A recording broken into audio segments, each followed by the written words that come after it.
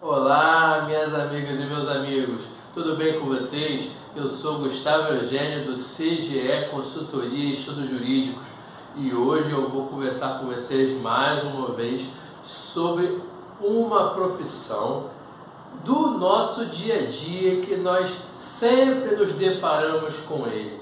Vamos conversar hoje sobre garçom. Mas pessoal, antes de mais nada, eu peço que vocês acionem o sino de notificações.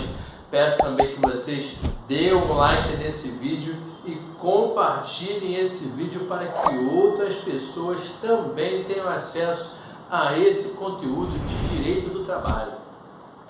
Minhas amigas, meus amigos, como eu disse para vocês, nós vamos conversar sobre garçom. Isso aí, pessoal.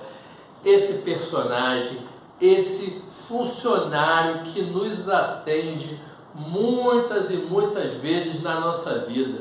Se você trabalha fora, muitas vezes você almoça fora e você vai sempre se deparar com esse garçom que vai lhe oferecer uma boa comida, vai lhe dar dicas importantes quando você já conhece esse garçom, já conhece esse restaurante.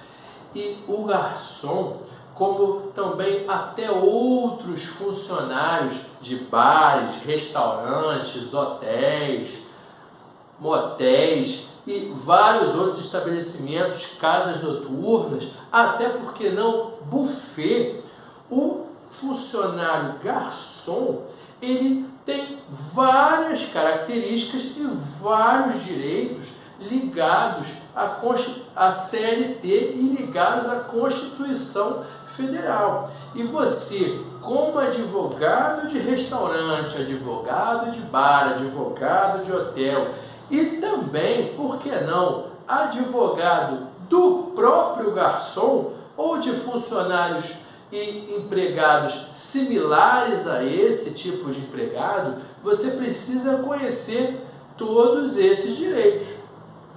Um dos primeiros direitos que eu acho muito importante nós comentarmos é o seguinte: primeiro, como todo empregado, ele terá o vínculo de emprego. Na maioria das vezes, ele terá o vínculo de emprego. Algumas situações excepcionais podem ocorrer que ele não tenha ou o vínculo de emprego ou o contrato dele seja um contrato diferente, como por exemplo o contrato de trabalho intermitente. Mas no geral, o garçom ele possui o vínculo de emprego.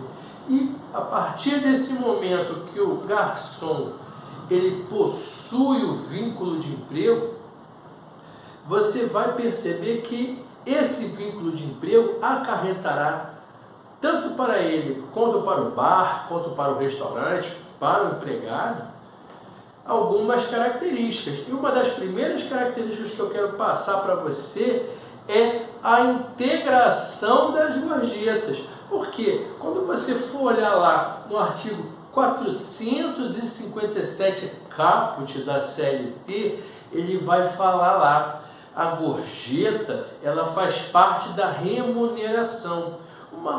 Uma coisa que o artigo 457 ele não fala é o seguinte: a gorjeta ela é uma espécie de pagamento indireto. Por que a doutrina ela usa essa nomenclatura pagamento indireto? Porque é uma espécie de pagamento realizada não pelo empregador, mas sim por terceiro. Quem é o terceiro nesse caso? É o cliente, sou eu, será você, será uma outra pessoa daquela outra mesa que está sendo servida por esse garçom. E a partir do momento que esse pagamento ele é feito de forma indireta, por terceira pessoa, não há a obrigatoriedade do empregador pagar as gorjetas.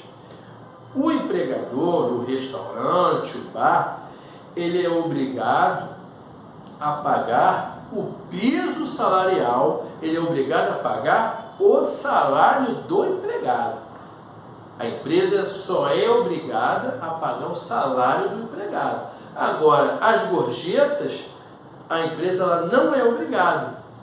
Por essa razão, existe essa opção para que seja pago a gorjeta pelo terceiro. Mas nem esse terceiro também é obrigado a pagar a gorjeta. Você sabe muito bem disso.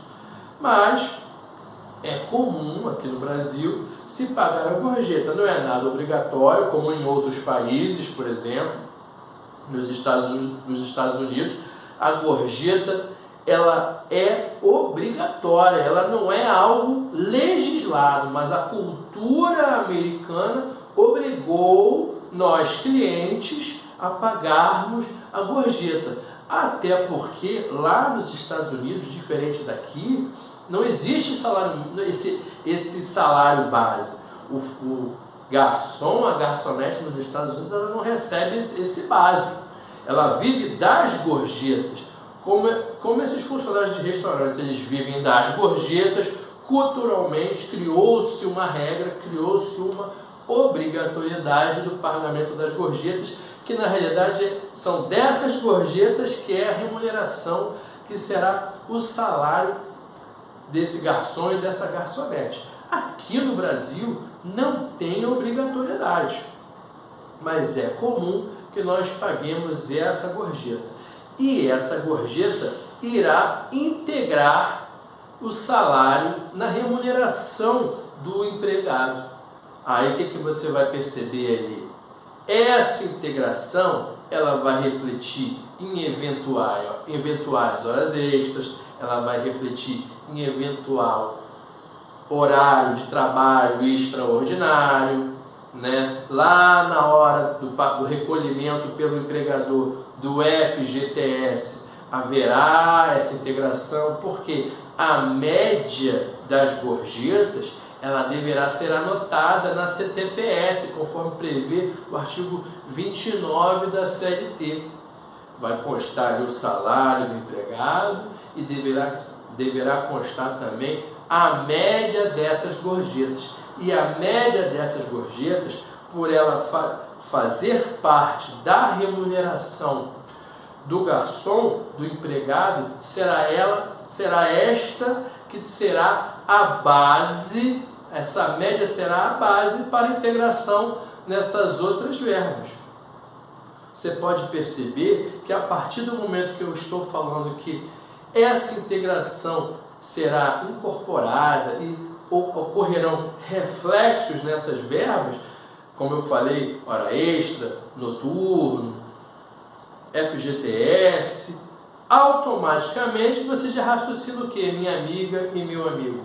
Você já vai raciocinar que o garçom, da mesma maneira que outros empregados de restaurante e bares, eles também terão todos os outros direitos trabalhistas previstos na CLT e na Constituição da República. Por exemplo, o garçom tem direito a férias? Tem direito a férias, sim. Aquelas férias previstas lá pelo meio do artigo 134 da CLT, 137, tem direito às férias. Tem direito à hora extra? Sim, artigo 58 da CLT. Se o garçom faz hora extra, ele terá direito à percepção de horas extras. E essa gorjeta, essa média dessa gorjeta, que irá ocorrer essa integração, também irá refletir nas horas extras. Muitos garçons, muitos funcionários de restaurante e bares trabalham depois das 10, bares noturnos trabalham depois das 11, depois de meia-noite. Então, também tem direito ao adicional noturno previsto no artigo 73 da CLT. Intervalo para descanso e refeição, famoso intervalo para almoço. Se trabalha mais de 6 horas, está previsto no artigo 71, que quem trabalha mais de 6 horas tem direito a um intervalo intrajornada, intervalo para almoço e descanso e refeição. É o intrajornada. Já que eu falei do intrajornada, por que não falar do intervalo interjornada? Que é aquele intervalo de 11 horas entre o término de um trabalho e o início de outro. Também tem direito. Com o FGTS, já falei para vocês. Por exemplo, no caso do garçom, não é muito comum, mas eu disse que é muito parecido com outros empregados, com outros funcionários que trabalham em restaurante. Digamos, por exemplo, que nós estivéssemos conversando aqui, pessoal, sobre o cozinheiro, auxiliar de cozinha. Ele teria todos esses direitos previstos na CLT e previstos na Constituição da República, dentre eles, por exemplo, insalubridade. O cozinheiro de um restaurante, ele provavelmente terá direito à insalubridade. Aí numa ação trabalhista, certamente, esse pedido de insalubridade deverá ser comprovado. Provavelmente através de uma perícia, no qual o perito ele vai lá no restaurante, vai verificar a cozinha, se tem exaustão, se tem o espaço do restaurante, porque muitas vezes o cozinheiro ele fica sufocado ali. Se a cozinha ela não tiver um espaço e aberturas para respirar, como exaustor, por exemplo, como janelas, outros equipamentos, coifa, qualquer coisa que seja nesse sentido, haverá ali a insalubridade. Mas vamos voltar aqui. O cozinheiro tem os mesmos direitos que o garçom ou a garçonete. Os mesmos direitos, quase todos eles ali, previstos no artigo 7º da Constituição da República.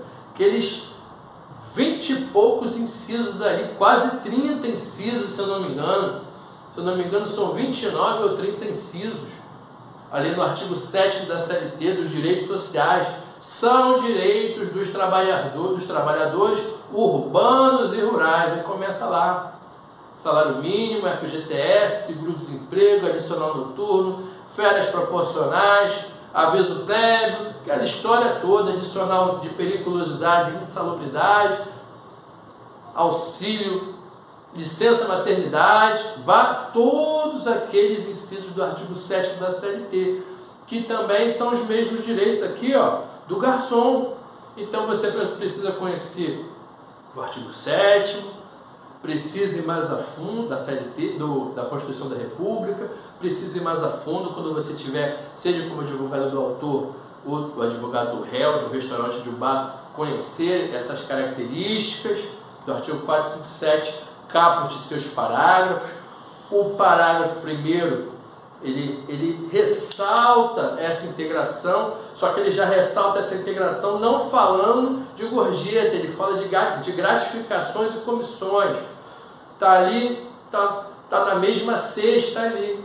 Aí você conhecendo esses artigos e essas informações, serão com essas informações que você irá garantir o direito do seu cliente, seja você advogado de reclamante ou seja advogado da reclamada.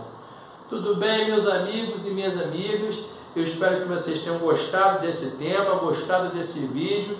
Vocês podem colocar aqui seus comentários ou dúvidas ou temas e assuntos que vocês queiram ouvir aqui na nossa conversa. Assim que possível eu respondo. Tudo bem, pessoal? Eu espero que vocês tenham gostado e desejo a vocês um grande abraço e até a próxima.